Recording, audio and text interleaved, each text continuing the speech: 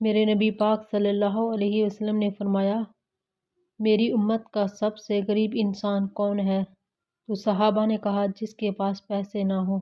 آپ نے فرمایا، نہیں، میری امت کا سب سے غریب انسان وہ ہے جو قیامت کے دن بڑے بڑے اعمال لے کر آئے گا، حج، روزہ، نماز، زکوٰۃ، جہاد، تبلیغ، ذکر، تلاوت، بہت ساری نیکیاں لے کر آئے گا، لیکن حقوق العباد ہلکے ہوں گے۔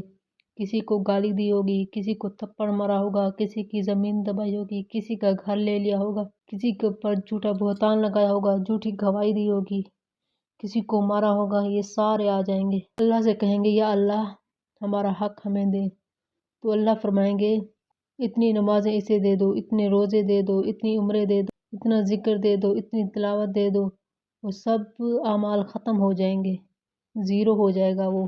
ابھی بھی حقدار باقی ہوں گے، تو پھر اللہ فرمائے گا، ان کے گناہ ان کے سر پر ڈال دو۔